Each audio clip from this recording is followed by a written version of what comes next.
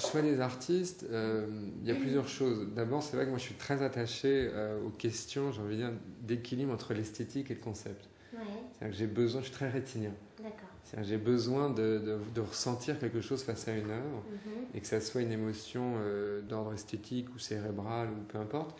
Mais il faut qu'il y ait quelque chose. Pour moi, on reste quand même dans l'art visuel au sens noble, Ouais. tu vois, du terme. Donc, il est bien évident que ça passe d'abord par une émotion, quelque chose qui se passe face à un travail. Euh, Après, il y a toute une relation qui se construit, Mhm. à la fois avec le travail de l'artiste et avec l'artiste lui-même. Ouais, On travaille quand même avec des artistes vivants. ouais. C'est quand même une énorme différence. Je fais un peu de courtage aussi parallèlement. Donc, je suis D'accord. sur le second marché. Donc là, je travaille pas sur des artistes, je travaille sur des pièces. Ouais. C'est radicalement différent Complètement comme approche. d'accord. Bah ouais, c'est clair. Et l'artiste n'existe pas. Ouais. Même sur des artistes vivants. Il Faut n'y a le plus dire. d'humain, quoi. Il n'y a plus d'artiste. T'es sur l'objet pur. Ce qui peut être intéressant, mais c'est une approche radicalement différente. Mhm. Donc par rapport à l'artiste, c'est évident que la relation humaine que tu construis avec l'artiste est primordiale. Bien sûr. Et il faut, à mon sens, c'est mon expérience, mais qu'elle soit basée sur une transparence totale, sur une collaboration, sur une affinité qui va, et ça c'est la chance que j'ai avec mes artistes, pour la plupart d'entre eux, jusqu'à une relation d'amitié. D'accord. Donc tu ne dissocies pas cet aspect Non. amitié. Alors il Et faut après, arriver à c'est- équilibrer les voilà, choses, c'est parce ça. qu'on parle quand même travail, C'est un donc travail, il y a une ouais. relation professionnelle. Mais jusqu'à présent, je touche du bois, dans les relations, dans les relations que j'ai avec les artistes de la galerie. Alors c'est vrai que j'ai démarré la galerie après 3 ans de la galerie précédente. Mhm. Donc quand j'ai démarré cette galerie, les artistes avec lesquels je travaille actuellement sont des artistes que j'ai rencontrés soit dans le cadre de la galerie précédente, ça c'est les Russes, soit les autres, les Français et les Suisses, que j'ai rencontrés de manière personnelle, Mhm. sans qu'il y ait d'engagement professionnel. Parce que, un truc idiot, mais c'est des artistes qui m'intéressaient déjà à l'époque, que j'avais rencontrés d'une façon ou d'une autre, Ouais. ils étaient français, D'accord. ils étaient suisses. Moi j'avais une l'art russe, Mhm. donc on ne pouvait pas les montrer. Donc la relation s'est construite, j'ai envie de dire, dans un cadre non professionnel, Ouais. dans un premier temps. Elle existait avant que tu arrives en Avant tant que que j'ouvre, galeriste, c'est ça. C'est ça. Quoi. Avec l'idée pour la plupart d'entre eux aussi d'avoir collectionné. Ouais. Tu vois, d'avoir acheté leur travail Donc déjà. avoir cette affinité autour de l'œuvre, c'est ce ça. regard, ce coup de cœur. C'est ça. Et Cette cette adhésion. appropriation. C'est ça, l'appropriation, le mot est parfait. Ouais. Mais l'adhésion personnelle, Mm. intime, avec cette chose merveilleuse, c'est que moi j'adore mon métier de galeriste, mais qui est de faire rentrer une œuvre dans ton intimité, dans ta vie, dans ton environnement, et ce que ça représente. Mhm. Et qu'à la fois c'est un engagement extrêmement important, et à la fois c'est un plaisir immense et une légèreté. Enfin, il faut toujours jouer un peu sur les deux, il y a une sorte Oui. d'équilibre. Mais il y a eu quand même cette idée, donc quand j'ai ouvert la galerie, il y avait un pôle d'artistes, on va dire, qui était autour de moi et que je fréquentais, qui devenaient progressivement des amis, Mhm. qui a fait que c'est à partir de ce pôle-là que j'ai pu commencer à ouvrir. D'accord. Avec l'idée de, voilà, enfin, j'ai une galerie, on peut enfin travailler ensemble. Oh. Il y avait un peu cette Vous idée. Quoi. accrochez dans l'espace Voilà, et, c'est ça. On et va vous pouvoir mettre travailler, en avant quoi. et C'est ça. travailler ensemble. Quoi. Et pas juste discuter pendant des heures sur votre travail comme je faisais, qui était génial, mais échanger où vous achetez vos pièces, etc. On va vraiment pouvoir travailler main dans la main avec une collaboration, j'insiste sur ça, qui doit être transparente, absolue et sincère. En termes justement du travailler ensemble, toi en tant que galeriste, qu'est-ce que tu y places que ce soit sur la monstration, les frais de fonctionnement, le transport, comment ça s'articule, ça s'organise. Tu décides demain, voilà, là tu as une exposition en cours, comment elle s'est montée, articulée, aussi bien autour du travail que dans le côté réel de comment tourne une galerie. Quoi. Alors, il y a plusieurs choses. Moi, je considère que c'est pas tout. Il y a des artistes qui n'ont pas forcément la même perception, mais je considère que tout ce qui est transport, encadrement, enfin tout ce qui est frais, sont à ma charge. D'accord. Je trouve que c'est légitime. Ça fait pour moi partie du travail de promotion et de valorisation du travail. D'accord. Pour moi, on me donne une œuvre brute, si je veux dire. C'est à moi de la mettre en valeur. Donc, par le. La présenter. Ouais, c'est ça. Donc, par l'encadrement que je choisis toujours avec l'artiste. Mhm. Je n'impose jamais l'encadrement, on le fait ensemble. Après, je peux avoir des opinions tranchées, mais on en discute. Et tout ce qui est effectivement transport, production, moi, j'en ai pas beaucoup. Ouais. Dans les artistes avec lesquels je travaille, il peut y avoir la photographie, des choses comme ça, il y a un peu plus de frais de production, donc là, en général, on les partage. Ouais. Mais globalement, j'ai assez peu de frais de production. Donc là, j'ai pas ce problème-là, entre guillemets, qui viendra vraisemblablement plus tard, quand il y aura des frais de production conséquents. Ouais. Mais en gros, je considère qu'effectivement, de ce point de vue-là, ça doit être à ma charge. Tout ce qui est évidemment, enfin ça c'est une évidence, mais les frais de vernissage, etc. Je viens d'ouvrir, je suis attaché à l'idée que pour les premières expositions des artistes que je présente, il faut une dimension micro-rétrospective. Qu'après, quand on va rentrer dans un cycle régulier, on montrera les travaux récents, ou alors sur des expositions thématiques, on peut montrer des travaux plus anciens. Mais pour la toute première exposition d'introduction à la galerie, il faut une dimension tout petit peu rétrospective, pour montrer d'où vient l'artiste, ce qu'il fait aujourd'hui, et pour annoncer ce qu'il fera dans ce sens-là.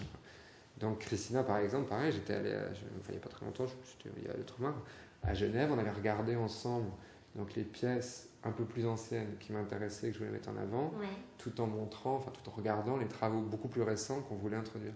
Donc ça s'est fait comme ça. Alors après, depuis Genève, sur une exposition comme celle-ci, où tu as des œuvres en céramique qui sont extrêmement fragiles, des toiles qui font 3 mètres sur 4.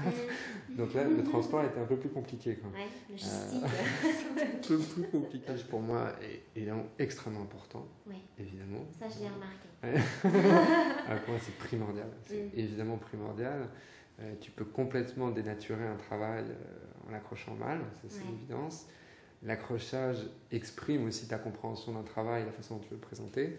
Donc pour moi, c'est remarquablement important. Il amène la lecture. Il amène la lecture. Et il t'amène vers le travail. Voilà. Donc tu peux... Alors là, c'est peut-être pas le meilleur exemple, parce que l'accrochage de Christina, il est plus classique, j'ai envie de dire. Bon, sauf que... En même temps, tu as du grand format. Voilà, donc, ça on a pose moins de liberté. déjà un quoi. espace, une toile dans un espace de galerie qui est proposé, ce format qui vient intégrer. Donc il ne faut pas saturer non plus, il faut que ça respire, parce que sinon par exemple, c'est très coloré. C'est très fort, il y a un chromatisme très puissant, donc non, c'est ça. Et par exemple, Christina, finalement, en œuvre exposée, il y a assez peu d'œuvres. Parce que les œuvres sont grandes. Mais elles fonctionnent. Je trouve. Mais par exemple, il y a des collectionneurs qui étaient étonnés qu'il y ait si peu d'œuvres présentées. Et je leur livrais la chose de manière totalement franche, en leur disant, si on avait mis un tableau sur chaque mur, ça aurait été insupportable. Ça aurait saturé, les toiles se seraient mangées les unes les autres. Ce serait insupportable. Ça annule, ça sature complet. Donc il y avait un parti pris, et ça on l'a fait avec Christina, de quelque chose de plus, un peu plus austère peut-être, mais plus dépouillé et minimal. Parce que moi je suis convaincu qu'avec son travail, ça n'aurait pas fonctionné. C'est un exercice fabuleux. Alors c'est pas avec Gabriel Léger, j'ai une relation extrêmement proche, très très intime avec lui, etc. Son atelier dans le... est à Paris, lui. 14e. Dans le 14e, c'est ça. C'est ça. Et l'accrochage pour le coup, donc... on est un peu habitué en galerie à voir ce que moi j'appelle l'accrochage galerie au musée, qui est un peu plus l'esprit de l'exposition aujourd'hui, qui est quelque chose justement d'assez neutre. On va dire. Gabriel Léger, c'est vrai que moi c'est une des petites marques de fabrique que j'ai, comme un mur comme celui-ci, mais d'avoir des accrochages plus... j'ai tendance à appeler ça des murs de collectionneurs. C'est-à-dire comme si on avait d'abord... acquis une pièce, puis une deuxième, créé un dialogue, une troisième, une quatrième, etc. Et Gabriel, on a vraiment fait ce mur qui était, je trouve, à mon sens, très beau et qui fonctionnait bien, et qui effectivement donnait l'impression d'avoir été fait au cordeau, enfin que tout était impeccable, ce qui était le cas, mais à la fois qui était très instinctif. Quand il montre son travail, c'est un poncif, mais montre sa sensibilité, enfin se met à nu, se met complètement à nu. Quoi. Donc qui est colossal, qui est extrêmement angoissante pour lui. Enfin, moi, je vois les artistes avec qui je travaille, et la façon dont ça se passe, il y a une vraie angoisse qui est légitime de montrer son travail. Moi, j'ai une angoisse qui est d'ordre, j'ai envie que les gens aiment ce que j'aime, mais c'est pas moi. Enfin, c'est un peu de moi puisque je l'ai choisi, mais c'est pas moi. Je le porte, c'est ça. Je le porte. Tu l'élèves, tu le portes. L'artiste, c'est lui. Donc, c'est lui à 200%. Enfin, donc, de ce point de vue-là, il est évident que tu travailles différemment, c'est ce que j'avais expliqué à des amis longtemps, avec des artistes qu'avec un encadreur, qu'avec un transporteur, qu'avec un traiteur. Oui, c'est pas pareil. Mêmes implications, c'est pas du tout les mêmes ressentis, c'est pas les mêmes mises en abîme. Alors ça, moi je défends beaucoup ça. C'est-à-dire dans la façon de travailler avec les artistes et même avec les collectionneurs, enfin, avec le monde entier, quoi. J'ai un rapport d'équilibre. Enfin, j'essaye d'instaurer un rapport d'équilibre à tous les niveaux. Ouais. C'est-à-dire précisément l'équilibre entre des choses purement professionnelles et enfin de pragmatisme professionnel pur, des choses de la sensibilité, de l'amitié, etc.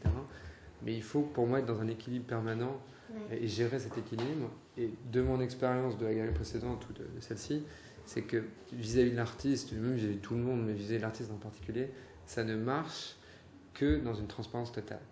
De dire les choses. C'est-à-dire de ne rien cacher, rien dissimuler. Et moi, ce que j'ai toujours à mes artistes, c'est... Enfin, je veux dire, j'ai pas d'exclusivité avec mes artistes, par exemple. Je peux pas leur offrir. Si je pouvais, je le ferais. Mais l'exclusivité, pour moi, ça veut dire c'est un engagement. Donc ça veut dire, je ne vais pas verser un salaire mensuel, on va appeler ça une rémunération, ça fait plus chic, mais il y a quand même cette idée. Je ne vais pas s'engager, enfin je ne sais pas exactement comment ça marche, mais à acheter un minimum d'œuvres par an, dans les expositions, les foires, enfin, c'est un engagement là, je ne peux pas l'assumer. Et en quelques mots sur cette idée voilà, du mythe, du métier de galeriste ou d'être galeriste, voilà, toi ce serait, si tu avais 3-4 mots pour définir juste ton rôle en tant que galeriste ou... Pour moi, c'est très simple. Hein. Je suis un passeur. J'ai aucun autre statut, aucun autre mérite, sinon d'être un passeur. Donc, très belle expression. Tu vois, je trouve que, enfin moi, on a chacun, je pense, en tant que galeriste, des ambitions différentes. Bon, moi, j'ai mes ambitions, évidemment, que la galerie marche, tourne, voilà, d'avoir, enfin, que ça marche, d'avoir le succès, évidemment. Mais mon ambition réelle, c'est vraiment cette collaboration avec les artistes et de les accompagner et de faire que les artistes, alors ça c'est mon ambition démesurée, mais rentrent, tu vois, dans la culture mondiale, j'ai envie de dire, enfin, tu vois, soyons ambitieux, quoi. Mais rentrent dans le patrimoine de l'humanité en tant qu'artiste du XXe siècle ou XXIe siècle, peu importe, mais rentrent dans ça, enfin, dans une sorte d'esprit universel, collectif, etc. Après, ça peut se faire à l'échelle de Paris, ça peut se faire à l'échelle de la France, ça peut se faire à l'échelle de l'Europe, peu importe. Mais mon ambition suprême, c'est vraiment celle-ci. Donc mon rôle, c'est juste ça, hein. C'est de faire passer ces choses-là, ce message-là. Et c'est vrai que si je prends mon Gabriel Léger, qui était une exposition exceptionnelle de ce point de vue-là, c'est que j'ai vu la réaction des gens à l'exposition, tant chez des collectionneurs avertis, qui peuvent avoir une grande habitude de fréquentation de galeries, d'expositions, etc., que chez des gens beaucoup plus moins initiés, c'est ça, à la galerie, au marché, à l'art contemporain, tout court, une sorte d'émotion extraordinaire, de quelque chose de magique qui se passait. Le fait est qu'en plus, c'était des pièces qui étaient abordables, en tout cas pour certaines. Donc j'ai vu des choses très très belles de gens même jeunes qui tout à coup, saisis d'émotion, faisaient le sacrifice pour eux d'acheter une pièce avec des imaginements évidemment, un peu parfois peu importe, on s'en fiche, mais de faire rentrer justement cette pièce chez eux, dans leur vie, ça c'est magique. Wow. Donc moi ce rôle de passeur, ça va de ça, ça va à la fois de chaque pièce qui est comme un enfant adopté, à faire rentrer dans la vie de quelqu'un, avec l'émotion qui est triple, hein. Moi je me cite sur ça, à la fois je suis très heureux pour l'artiste, que les œuvres circulent et que son travail plaise, très heureux pour la personne qui en fait l'acquisition, que ce soit un vrai collectionneur ou pas, peu importe, parce qu'il y a une émotion, il y a une vraie joie par rapport à ça, et très heureux pour moi du côté financier, mais pas uniquement, de se sentir une adhésion à quelque chose que j'aime, et ça aussi, ça me conforte dans ce rôle-là. Mais ça, c'est primordial. Ouais, il y a un accueil. C'est primordial, parce qu'il faut... enfin, moi, c'est mon rapport à tout ça, mais il faut à la fois... Je vais encore parler d'équilibre, mais il y a à la fois... L'art est une chose, et l'art contemporain, qui plus est une chose éminemment sérieuse, importante, acquérir une œuvre, parce que c'est quand même le but du jeu pour moi, mais acquérir une œuvre, c'est quelque chose d'important, d'engagement, enfin, tu vois, par rapport à un travail, par rapport à une pièce, etc. Mais à la fois, il faut aussi le rendre justement doux, léger, accessible, du plaisir, et pas oublier ça. Je trouve, hein, moi, cette notion de plaisir et de joie, parce que c'est une joie en réalité. Quoi. Et il ne faut pas nécessairement le vivre comme quelque chose de douloureux et de culpabilisant. C'est pas douloureux, c'est pas... À partir du moment où c'est montré, il faut que ce soit accessible aussi à tous, quel que soit le contexte. Et c'est là que ça devient une mise en œuvre, que ça devient une joie, que ça devient un moment partagé. C'est ça. Voilà, C'est ça. Non, c'est un moment partagé autour d'un travail. Passionnant aussi, dans le rapport. Là, quand je dis collectionneur, je ne parle pas nécessairement de grands collectionneurs, mais dans la démarche d'acquisition. Oui. Ce qui est fascinant aussi, c'est qu'autant on rentre dans l'intimité du travail de l'artiste et dans l'intimité de l'artiste quand on travaille avec l'artiste, mais on rentre aussi dans l'intimité du collectionneur et de celui qui acquiert une pièce. Et ça, c'est fascinant aussi. Et l'échange qu'on peut avoir, et c'est là où je suis vraiment, j'assume vraiment le passeur, parce que je passe d'une intimité à l'autre, si j'ose dire, tout en mettant en lien, en mettant en avant la mienne, forcément. Mais on est une sorte d'échange, de ménage à trois, d'intimité comme ça, qui est extraordinaire. Moi, j'adore. Par contre, il y a une expression que j'entends beaucoup, à peu près depuis un an. On parle des nouveaux collectionneurs. Alors moi, j'ai une grande interrogation autour de ça, parce que je ne vois pas ce qu'on sous-entend dans les nouveaux collectionneurs. Ce sont des gens de 30 ans, 40 ans, qui sont novices peut-être dans le milieu de l'art, qui ouvrent les portes des galeries plus facilement. C'est abstrait pour moi, cette idée de nouveaux collectionneurs. Est-ce que c'est une question de moyen, une question d'âge, une question de milieu? Enfin, je sais pas, peut-être tu... Non, mais je suis un peu comme toi, mais je pense qu'on dit ça, effectivement, comme tu dis, des trentenaires, quarantenaires, enfin, tu vois, de cette tranche d'âge qui commence à avoir, dans cette catégorie, qui commence à avoir un peu plus de moyens et surtout l'envie d'autre chose, je veux dire. C'est une discussion très belle que j'ai eue avec une collectionneuse, justement, qui a à peu près 30-40 ans, qui disait qu'elle-même, qui venait d'un milieu plutôt modeste et qui aujourd'hui a une situation plutôt confortable, disait qu'elle avait fait ce cheminement-là, c'est-à-dire, et on en parlait, c'était assez beau, enfin, elle disait, tout comme quand elle était étudiante, et j'insiste, elle venait d'un milieu modeste, quand elle était étudiante, elle avait du Ikea ou des choses comme ça, et quand elle a commencé à avoir un peu de moyens, et que sa vie professionnelle a commencé à bien marcher, elle a eu envie de meubles un peu plus de design, etc. L'art, elle disait, c'était pareil, elle avait d'abord des posters, des choses comme ça, et au bout d'un moment, elle s'est rendue compte qu'elle avait envie de quelque chose de plus, de quelque chose de plus exceptionnel. Donc je pense que c'est ça le nouveau collectionneur. Après, moi je trouve que c'est un peu... Voilà, cette année, il y a eu l'ouverture, il y a eu des expositions, et quels sont tes projets, si projets il y a au futur, je sais pas, de foires, d'expositions, de collectifs? Alors, je sais pas. déjà, bon, là c'est vrai que ça fait, je sais pas, ça fait 6-8 mois, c'était en octobre, en juillet, comme ça. 8 mois, ouais, c'est petit. Pas 9 mois, mais ouais, c'est ça. Déjà, je suis très content. C'est une première chose. Je suis très très content de l'évolution de la galerie, de son démarrage. Donc, je trouve que ça se passe vraiment très très bien. À la fois financièrement, je trouve que ça se passe bien. Enfin, c'est-à-dire que les ventes sont bonnes. C'est pas florissant, c'est pas, je vais pas être gagosian demain, mais ça se maintient. C'est à peu près équilibré. Enfin, et puis il y a du mouvement. Je trouve il se passe vraiment des choses en termes de ventes qui sont bonnes, etc. Et je trouve que la galerie, en plus j'ai une équipe géniale, donc je suis très très content. Aussi, on parlait tout à l'heure d'exclusivité. Moi j'ai quand même une responsabilité qui est colossale vis-à-vis de mes artistes, c'est de les faire bouffer, quoi. Enfin, pardon, mais... Non, mais si, c'est la bonne expression. Et c'est ça, j'aurais pu utiliser une autre... Il faut, quoi. Et c'est quand même une responsabilité qui est colossale de ce point de vue-là. Donc, dès lors que moi je peux pas, c'est ce que j'évoquais tout à l'heure, assumer une exclusivité d'un point de vue moyen, financier, je trouve tout à fait légitime que les artistes aient d'autres possibilités de vendre leur travail, de montrer, etc. La seule chose que je leur demande, et ça se passera très bien, c'est pour le coup une transparence totale. C'est-à-dire qu'on me dise, voilà, telle galerie m'a proposé de participer à telle exposition collective, etc. Qu'est-ce que tu en penses? Puis on décide ensemble, est-ce que c'est du sens, est-ce que c'est bien, pas bien, pourquoi le faire, etc.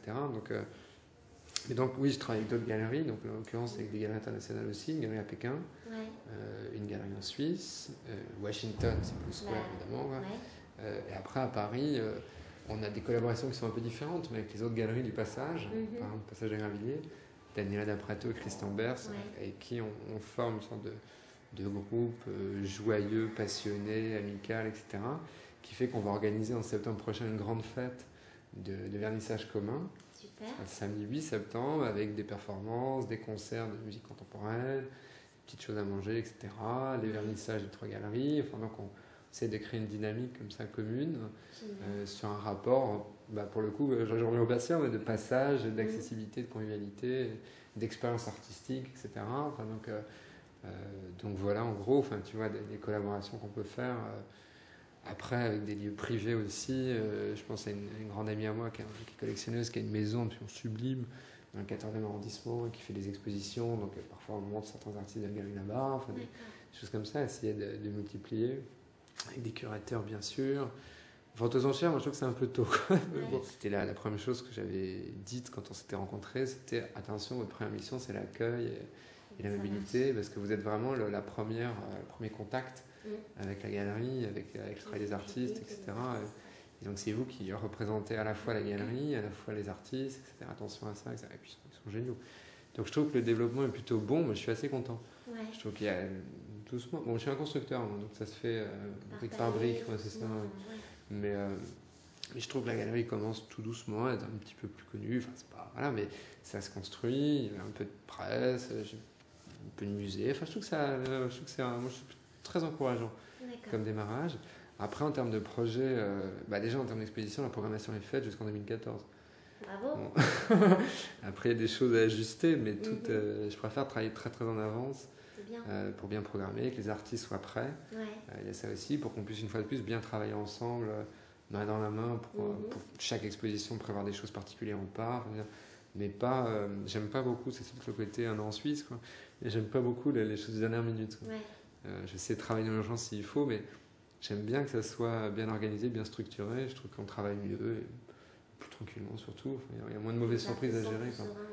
Ils sont beaucoup plus sereins. Déjà, tu gères cette partie. Non, c'est vrai. Non, c'est vrai. Beaucoup plus sereins. C'est vrai, ils sont rassurés. Ok, on va faire ça de temps à temps, etc. Ça se passe mieux. Donc la programmation est faite. Après, elle peut être ajustée, mais en termes de foires, effectivement, c'est hyper intéressant. Donc, on en parlait un peu tout à l'heure. Donc, il y a plusieurs foires qui m'intéressent ou qui m'intéresseraient. Après, il y a ce qui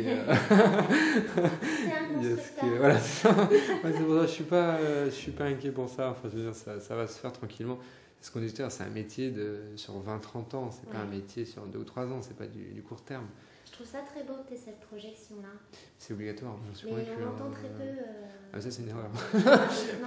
C'est pas juste un choix philosophique de ma part. Il y a 3-4 galeries qui ont ce discours-là de dire mais c'est sur la durée, quoi. C'est obligatoire. Ça prend du temps avec les artistes, avec le lieu. C'est obligatoire. Mais vous êtes très peu.